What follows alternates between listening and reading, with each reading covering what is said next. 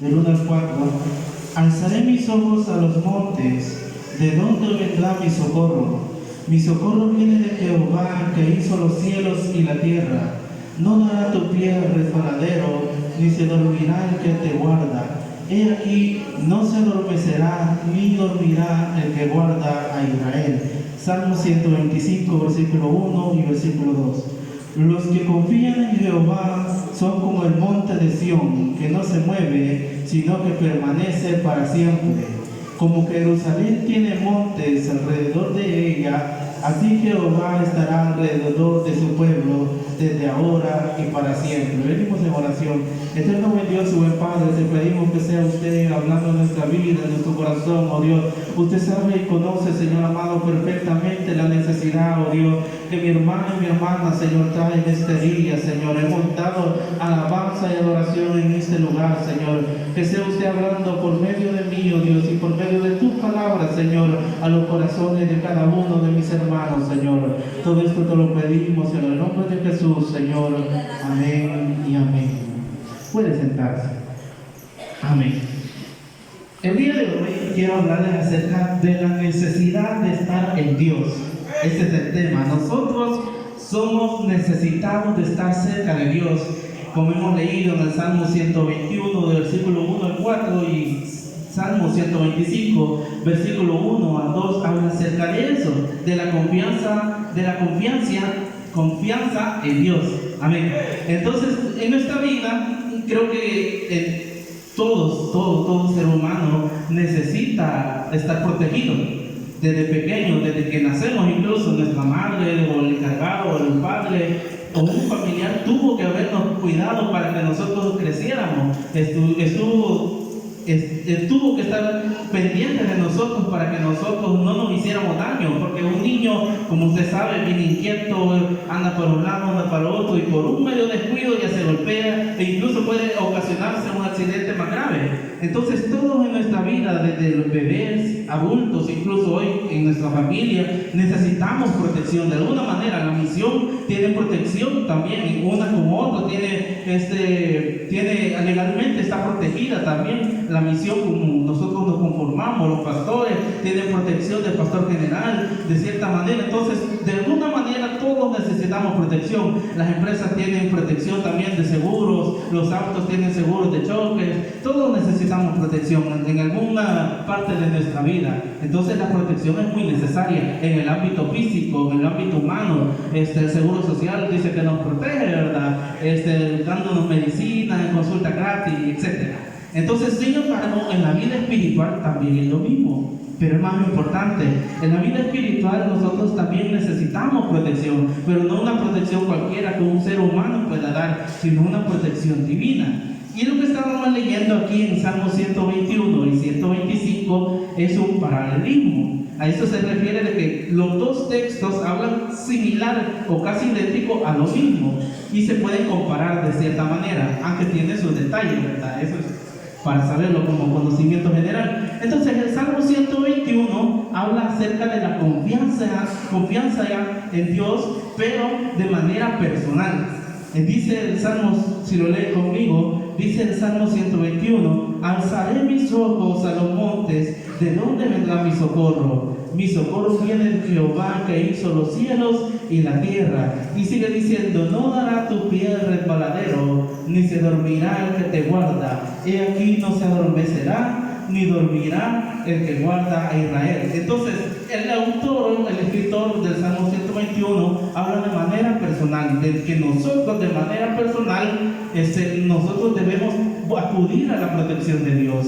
Sin embargo, el Salmo 125 habla de manera colectiva acerca de la protección. Esa es la diferencia de los dos salmos, porque dice: los que confían, no dice yo confío, sino que dice: los que confían en Jehová son como el monte de Sión que no se mueve, sino que permanece para siempre. Y empieza a decir, como Jerusalén tiene montes alrededor de ella, así Jehová está alrededor de su pueblo. Entonces, Salmo 121 habla de manera personal acerca de la protección, de la confianza que nosotros tenemos que tener personalmente con Dios. Sin embargo, Salmo 125 habla de una confianza colectiva como pueblo, como unión, como cuerpo de Cristo que debemos tener. Entonces, otra diferencia que hay es que en el Salmo 121 es una estructura en la cual el escritor pregunta y él mismo se responde, porque dice, empieza diciendo, alzaré mis ojos a los montes. Entonces, y él pregunta, ¿de dónde viene mi socorro? Y él mismo se responde, mi socorro viene de Jehová que hizo los cielos y la tierra. Entonces, este salmo está conformado de esa manera, de que él pregunta y él mismo se responde en una oración que él estaba haciendo. Entonces, mientras el Salmo 125 dice que declara confianza, dice de que Dios solo, él justifica la confianza de Dios y asegura que Dios nos está guardando si guardamos los requisitos que Él pide. Por ejemplo, dice el Salmo 125:1, los que confían en Jehová, no dice de que no lo hace en forma de pregunta, sino que dice una afirmación, los que confían en Jehová son. Esa palabra en literatura es una afirmación, son como el monte de Sión que no se mueve, sino que permanece para siempre. De manera geográfica, así para entrar en el contexto de todo lo que estoy diciendo y para entrar al mensaje, Israel está rodeado geográficamente de montes. Tenemos el monte de los olivos, el monte de Sión, el monte Morián, donde sacrificaron a Isaac y Abraham sacrificó a Isaac. Entonces el monte Morián, donde se creó el templo de Salomón, también están las colinas circundantes alrededor de Israel. Eso significa de que, aparte de estos montes que son conocidos, que lo hemos oído en la Biblia, ¿verdad? El monte de los olivos, el monte de Sión, el monte Morián, están las colinas circundantes. Esas colinas circundantes están alrededor y cerca de Jerusalén. Por eso el escritor aquí en Salmo 121 dice, alzaré mis ojos a los montes. O sea que estando en el palacio, él abría las ventanas, por así decirlo, para que me entiendan, y dice que visualizaba desde el templo, desde el palacio,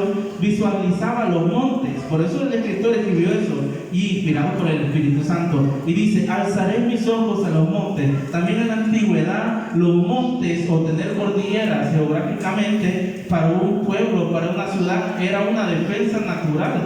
Porque allá no existían los helicópteros, no existían los aviones, era puramente soldados a caballo o a pie. Entonces esas montañas dificultaban o hacían que el ejército que los iba a atacar se ralentizaba o podían atacarlo desde arriba de los montes. Entonces estratégicamente Israel era casi inconquistable hasta cierto punto por la geografía que tenía. Por eso dice el escritor de que su confianza no estaba en los montes, porque dice, alzaré mis ojos a los montes, ¿de dónde vendrá mi socorro? Porque muchos de los escritores, estos cánticos se cantaban cuando iban a Jerusalén. Los hebreos cuando venían en Jerusalén a celebrar la fiesta que hacían, muchos de ellos cantaban este salmo estaba escrito. Entonces decía, alzaré mis ojos a los montes, ¿de dónde vendrá mi socorro? Porque muchas de las personas de Israel confiaban en los montes, confiaban físicamente en un monte, en una estructura geográfica que nadie los podía conquistar. Sin embargo, el escritor aquí nos dice que el socorro no venía de los montes, que el socorro no venía de la montaña, sino que venía de Jehová. Entonces, en el área espiritual, nuestra vida no tiene que estar físicamente protegida por alguien simplemente, sino que nosotros tenemos que tener la confianza de que Dios nos está protegiendo. Nosotros tenemos que tener la confianza de que Dios está con nosotros. Entonces, recapitulando, geográficamente Israel estaba protegido y los hombres cantaban estos himnos cuando iban a Jerusalén. Entonces, ¿de dónde viene mi socorro? Como decía en el Salmo 121, dice de que alzaré mis ojos a los montes. ¿Y de dónde vendrá mi socorro? Entonces el escritor lo decía por eso, porque él no estaba confiando en algo físico, sino en algo espiritual, porque sabía que el que daba la victoria no era los montes, sino era Dios. Entonces dice más adelante, nosotros nos damos cuenta en el versículo 3 y versículo 4 del Salmo 121, que dice, no dará tu pie resbaladero. Ya no está hablando de montes, sino está hablando de una persona. No dará tu pie resbaladero, ni se dormirá el que te guarda. He aquí, no se adormecerá, ni dormirá, dice, habla acerca de una persona. He aquí, no se adormecerá, ni dormirá el que guarda a Israel. Entonces habla de una persona física. Él es nuestro guardador. Es como si nosotros dijéramos que tenemos un guardaespaldas personal, por así decirlo, para que ustedes me entiendan. Pero nuestro protector y el único que nos cuida a donde nosotros estamos por diferentes situaciones que nosotros estemos cruzando es Dios. Entonces no estamos confiando en el hombre. Nosotros sí depositamos nuestra vida ahí en el médico, haciendo tal cosa, teniendo seguro, etcétera, ¿verdad? Sin embargo, nosotros debemos estar confiados aún mucho más o plenamente de que Dios nos va a ayudar en medio de los problemas, mis hermanos. Entonces nosotros tenemos que tener esa confianza en Dios. Sin embargo, aquí como nosotros podemos ver, uno lo puede leer y dice que está hablando de los montes y está hablando, lo puede leer de manera normal y no entiende el Salmo 121. Sin embargo, el escritor llegó a entender algo muy especial, como es que lo decía en el versículo 3, no dará tu pie resbaladero, ni se dormirá el que guarda. He aquí, no se adormecerá, ni dormirá el que guarda Israel. Habla acerca de una persona. Muchas veces en nuestra vida espiritual, nuestra vida cristiana, Dios no nos va a revelar cosas si nosotros no estamos solos. Si nosotros no hay un momento en nuestra vida que estemos solos. Y eso lo puedo demostrar con un hecho que pasó hace mucho tiempo también en Génesis, que lo menciona. Cuando Jacob estaba huyendo de Saúl, dice que pasaron muchos años, yo creo que esa historia la conocemos. Dice que sin embargo Saúl lo volvió a encontrar. Se encontró a Saúl y le llegaron noticias a Jacob de que Saúl ya era un hombre con poder, después de haberle probado la primogenitura. Entonces dice de que Jacob huyó, ¿verdad? Entonces después pasaron muchos años, pasaron muchos sucesos. Sin embargo, Jacob, Dios lo prosperó. Sin embargo, también Esaú fue prosperado.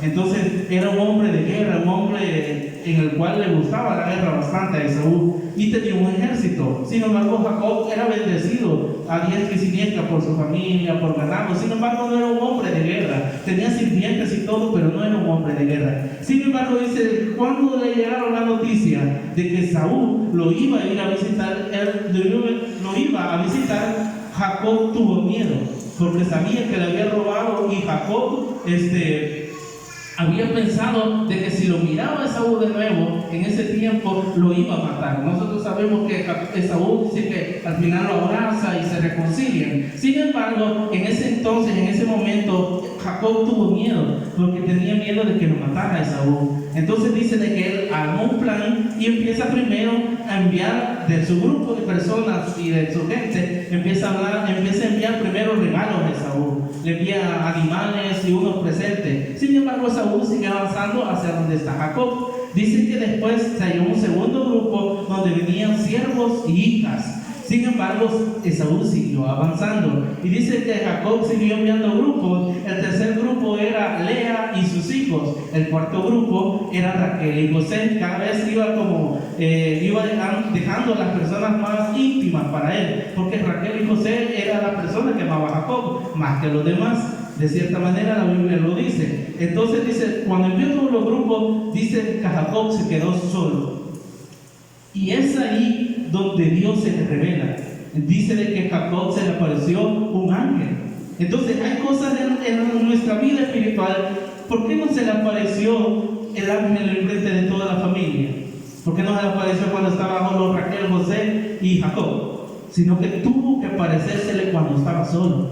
En nuestra vida espiritual es lo mismo. Muchas veces nosotros debemos segregarnos, debemos quitarnos de ese lugar para estar solos, en intimidad con Dios, en oración.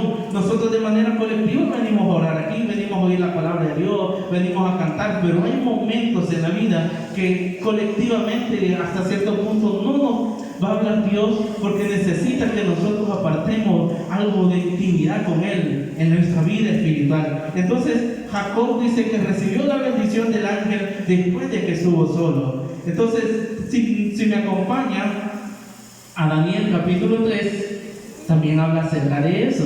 Nosotros debemos confiar en Dios.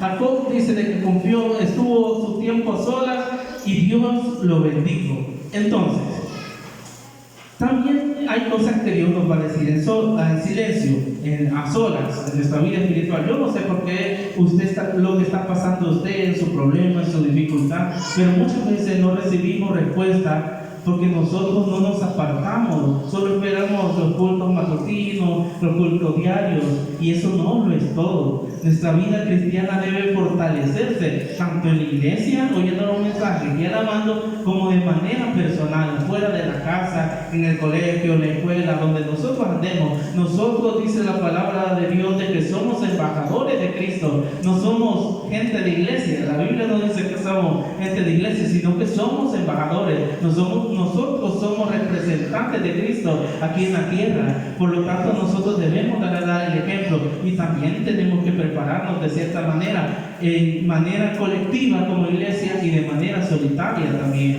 en nuestra intimidad, en la madrugada, en la tarde. Esas oraciones que usted hace son oídas por el Señor, no son en vano. No es solo porque nosotros nos reunimos aquí y estuvo todo, sino que nosotros debemos apartar tiempo con Dios en nuestra intimidad. Daniel capítulo 3 habla acerca de algo muy importante. Aquí la cuestión es confiar en Dios.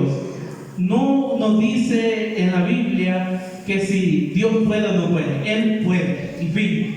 No hay ninguna vuelta de hoja de que mire este problema, mire esta dificultad. Él puede hacerlo, mis hermanos. Él puede. Yo no sé si ustedes lo creen, pero yo creo que cualquier problema, cualquier necesidad, Él la puede hacer. Entonces, Daniel capítulo 3 habla acerca de eso.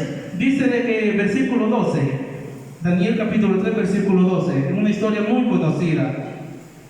Cuando el rey el rey Nabucodonosor hizo una estatua, hizo un edicto de que todo aquel que oyera los instrumentos de música tenía que inclinarse. Sin embargo, hubieron 3 hebreos, que fue Azarías, Misael y Sadrach, Mesach y Abednego. Entonces, ellos no se inclinaron ante la estatua. Entonces dice de que llegaron unos rumores al rey de que esos hombres hebreos no se inclinaban ante la estatua. Entonces dice Daniel capítulo 3 versículo 12, empieza la historia, que hay unos varones judíos a los cuales pusiste sobre los negocios de la provincia de Babilonia, que son Sadrach, Mesach y Abednego. Estos varones, oh rey, no te han respetado, no adoran tus dioses, ni adoran la estatua de oro que has levantado. Dice entonces que el rey, entonces Nabucodonosor dijo con ira y con enojo que les trajesen a Sadrach, Mesach y Abednego.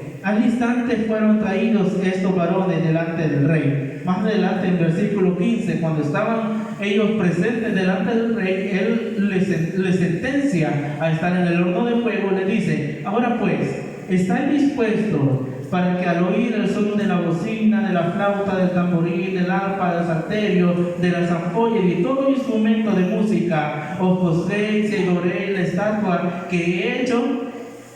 Pero si no lo adorareis, en la misma hora seréis echado en medio de un horno de fuego ardiente. ¿Y qué Dios será aquel que los libre de mis manos? Entonces viene la respuesta de los hebreos y dice: Sadrach, Mesach y Abednego respondieron al rey Nabucodonosor, diciendo: no es necesario que te respondamos sobre este asunto. Detengámonos ahí. Ahí en ese tiempo, decirle a un rey que no iba a hacer la voluntad o no responderle a algo que el rey había hecho era sentencia de muerte inmediata, porque en ese tiempo la autoridad máxima en esa tierra, en ese poblado, en esa ciudad era el rey. No había otra en los pueblos impíos y paganos. Entonces, si desobedecían a algo que el rey decía, estaban condenados a muerte. Sin embargo, estos hebreos se armaron de valor y le dijeron que no le iban a responder. Aún así, dice de que después sigue diciendo el versículo 17: he aquí nuestro Dios, a quien servimos, dice, puede librarnos. Aquí la cuestión no era responderle al rey si podía o no. Él podía librarnos. Es lo que yo le decía, Dios puede hacerlo. No importa a usted la situación que esté pasando, la necesidad, Dios puede hacerlo. No importa lo que usted esté pasando, usted diciendo, tantos años estoy con esta enfermedad, tantos años estoy con aquel padecimiento, tantos años orándole a Dios, Él puede hacerlo. Cuando lo va a hacer, Él lo va a decidir, pero nosotros no debemos cuestionar a Dios. Él puede hacerlo absolutamente, Él puede abrir los cielos y Él también los puede cerrar. Entonces, dice la palabra de Dios en Daniel capítulo 3, dice, es aquí nuestro Dios a quien servimos puede librarnos del horno de fuego ardiendo, y de tu mano, oh Rey, nos librará. Versículo 18, y si no, sepas, oh Rey, que no serviremos a tu Dios. Detengámonos ahí. Entonces, la cuestión, nosotros podemos decir, qué bonito, nuestro Dios nos apoya, nos ayuda, Él está siempre con nosotros, pero ¿y si no responde? Y si la situación se empeora cada vez más y usted no ve la salida de ese problema económico, físico, espiritual, si Dios sigue callando los cielos y usted sigue orando, aún así nosotros le serviríamos, aún así nosotros le buscaríamos en intimidad con Dios. ¿Valdría para nosotros lo mismo que nosotros estando en bendición Dios para nosotros? La respuesta debe ser sí.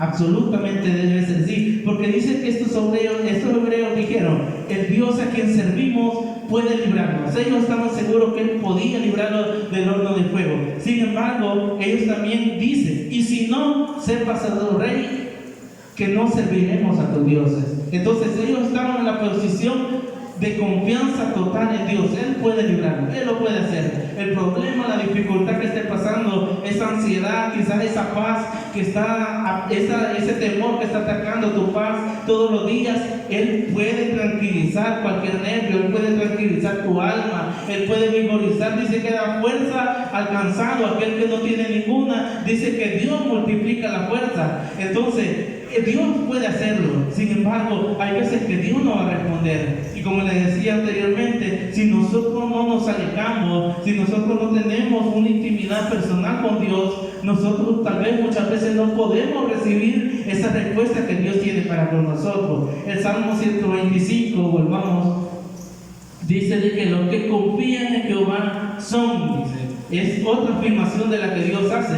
Así como yo le dije, el Señor puede hacer tal cosa, el Señor puede hacerlo totalmente. Aquí dice una afirmación, los que confían en Jehová son, o sea que no hay vuelta de página. No es que si queremos, no es que si queremos cumplir medio su palabra, no, son, dice. Los que confían en Jehová son como el monte de Sión, que no se mueve, sino que permanece para siempre. Entonces dice el escritor de que, también dice David, de que aunque ande en valle de sombra de muerte, no temeremos. Entonces Él no dice que nos va a librar de todas nuestras angustias. Él no dice que todas las veces vamos a tener victoria. Va a haber momentos en los cuales vamos a tener que llorar. Va a haber momentos en los cuales no va a haber respuesta a lo que estamos pidiendo. Va a haber problemas, dificultades. La muerte va a acechar a la vida de algún familiar quizás pidiendo sanidad y de una u otra manera muere, porque es el ciclo de la vida. Entonces hay veces en las cuales vamos a tener que pasar entre valle de sombra y de muerte,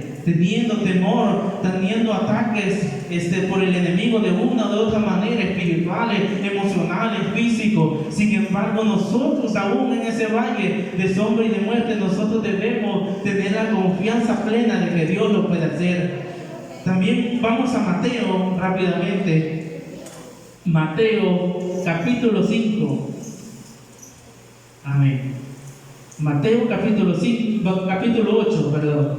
Mateo capítulo 8, versículo 5 al 10. Estamos hablando también, aparte de la confianza, en la palabra de Dios tiene autoridad sobre todo. La vez pasada, el jueves pasado estuve predicando para los embajadores acerca de la mudez espiritual, que muchas veces nosotros estamos siendo atacados de una o de otra manera en nuestra vida espiritual y nosotros estamos mudos. Nosotros no declaramos victoria cuando deberíamos de declararla. No declaramos que el gobernante de nuestra familia, de nuestra casa, cuando estamos siendo atacados de una u otra manera, es Dios. Entonces muchas veces el enemigo sigue sigue atacando, y nosotros cada vez vamos silenciando nuestra voz espiritual, vamos silenciando nuestras oraciones, vamos silenciando los días que hacemos ayuno, los días que buscamos de Dios, los días que inquirimos a Dios, hasta apagarnos totalmente. Entonces, la mudez espiritual, nosotros debemos declarar palabra de vida en nuestra boca, en nuestra familia, de que esas cosas, las situaciones que estamos pasando, Dios va a obrar de manera sobrenatural. No sabemos cómo, ni cómo lo va a hacer Dios, porque Dios puede usar a reyes grandes y poderosos para que nos sirvan a nosotros, y también puede usar a hombres y mujeres que no conocen de Dios ni tienen temor de Dios,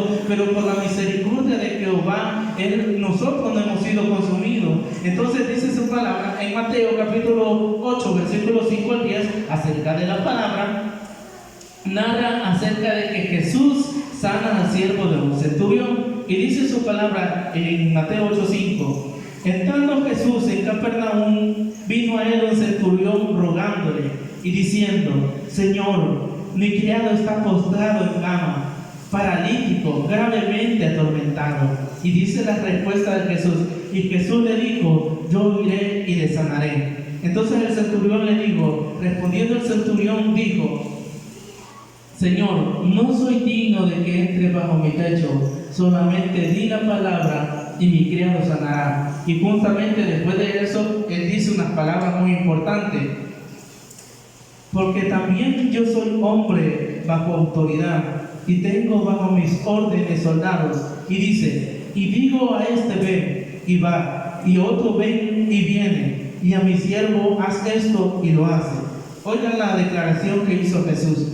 Al oír Jesús, se maravilló y dijo a los que le seguían: de cierto digo que ninguno, ni aún en Israel, he hallado tanta fe. A mí me gustan estos versículos que muchas veces los tomamos solo como lectura, ¿verdad? Pero la impresión que tuvo Jesús en ese momento fue por algo. Yo me puse a investigar que por qué se impresionó tanto, así como decía el jueves pasado del endemoniado mudo, que decía de que en ese tiempo, para los conocimientos que tenían, el endemoniado mudo no tenía hasta cierto punto sanidad, porque en el hebreo o los rabinos de ese entonces, para expulsar un demonio, debían declarar primero, decirle: dinos tu nombre, dinos tu nombre. La Biblia dice, como puse ejemplo en esa vez, de que, por ejemplo, cuando Jesús preguntó a aquel endemoniado, le dijo que se llamaba Legión. Entonces, era una cosa cultural, por así decirlo, de aquellos tiempos en el cual el demonio que quería ser expulsado, la persona que quería expulsar a un demonio, debía declararle el nombre.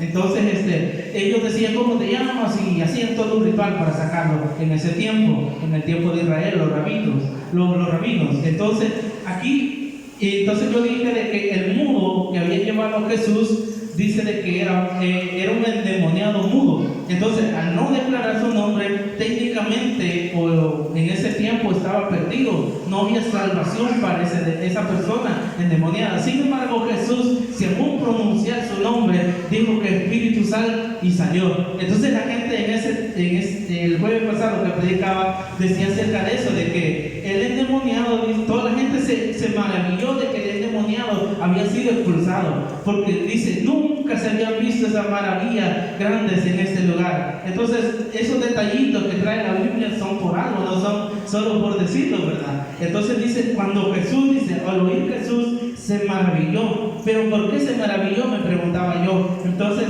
y era por la palabra que dijo el centurión. Dice de que el centurión había pasado un problema, y dice de que, como lo leímos, dice que el centurión dice que tenía un siervo enfermo y estaba gravemente atormentado. Entonces Jesús, en respuesta a la necesidad de ese hombre centurión, que no era judío, era un centurión romano, en el cual tenía poder y autoridad de hacer lo que él quisiera. Entonces le dijo Jesús: yo iré y lo sanaré. Sin embargo, el centurión le dijo que no era necesario que fuera a su casa, como podemos ver en el 7. Y Jesús le dijo: yo iré y le sanaré. Respondiendo el centurión, versículo 8, y dijo: Señor, no soy digno de que entre bajo mi techo, solamente di la palabra y mi criado sanará. Justamente después de eso estaba bien todo, la petición del centurión. Sin embargo, el centurión más, y dice, y empieza a hablar de algo que hasta cierto punto no cabía en la conversación, porque dice, porque yo también soy hombre bajo autoridad, y tengo bajo mis órdenes soldados. Y empieza a decir, y digo a este, ven, y va, y al otro, ven, y viene, y al siervo, haz esto, y lo hace. Entonces, aquí el centurión estaba poniendo en contexto, por así decirlo, a Jesús de que él tenía autoridad. Él era un soldado, era un centurión romano que tenía autoridad sobre cierto grupo de personas. Y él decía y se hacía. Si no lo quería así, no se hacía. Entonces, dijo él incluso con eso, de que necesitaba que Jesús dijera la palabra. Él dice que no quería que Jesús fuera, sino que Jesús dijera la palabra. ¿A qué se refería con esto? De que Jesús, el centurión tomaba a Jesús, que él tenía autoridad absoluta. Entonces, si lo podemos ver, el centurión, vimos esta narración y no entendemos mucho. Sin embargo, si me acompaña en Juan, nosotros que tenemos la revelación completa de la palabra de Dios, Juan capítulo 1 habla acerca, versículo 1 habla acerca de algo muy interesante. Y dice, empieza Juan diciendo, escribiendo, en el principio era el verbo, y el verbo era con Dios, y el verbo era Dios. En palabras actuales, el verbo se le dice palabra. Entonces, el texto quedaría así, para que me entiendan. En el principio era la palabra, y la palabra era con Dios, y la palabra era Dios. Entonces, Jesús se maravilló en Mateo capítulo 8 de que el centurión le dijera así, porque él declaraba de cierta manera, ahí no lo dice explícitamente, sino que declaraba de cierta manera que Jesús tenía la autoridad completa. Por eso le dice, solamente di las palabras. Y Jesús, ¿y quién es la palabra? Era Dios, porque dice en Juan capítulo 1, versículo 1, en el principio era el verbo, o sea, la palabra, y la palabra era con Dios. Y dice al final, y la palabra, o sea, Jesús, y la palabra o el verbo era Dios.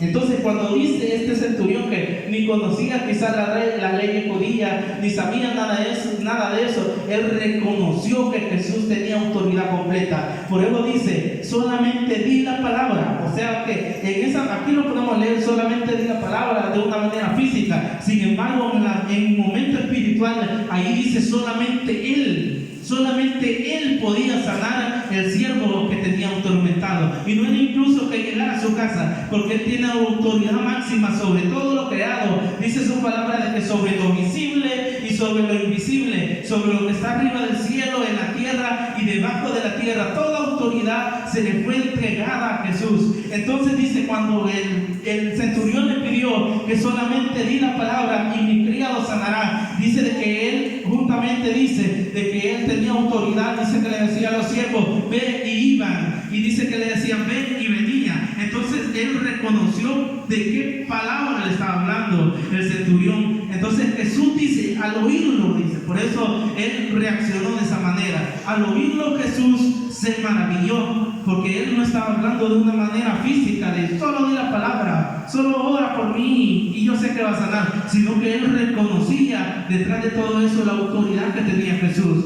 Entonces dice, Jesús se maravilló y dijo a los que seguían, de cierto digo que ni aún en Israel he hallado tanta fe. Entonces, si este hombre centurión, que quizás ni conocía de la palabra de Dios, y nosotros que tenemos la revelación completa, que hemos conocido sus maravillas, que hemos visto cómo Dios obra como Él quiere y se hace, cómo Dios obra de manera sobrenatural, donde los médicos, las personas han dicho, no, este ya está perdido, no, hasta aquí es su final. Dios ha levantado a los muertos de manera espiritual y de manera física. Entonces nosotros, nuestra intención o mi intención es de que usted confíe en Dios, de que Él puede ser nuestra confianza completa ante la adversidad, ante el problema.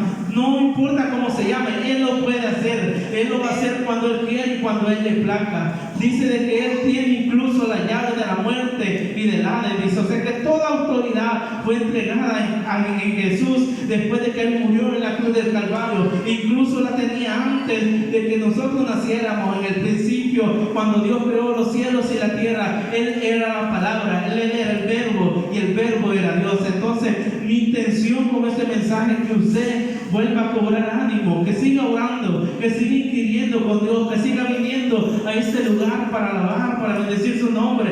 No importa la necesidad, el problema, la dificultad, Dios lo puede hacer y nosotros debemos de estar confiados, mis hermanos. Así que el Señor les bendiga y voy a dejar a mi hermano Eduardo, que lo bendiga. Amor, amén. Vamos a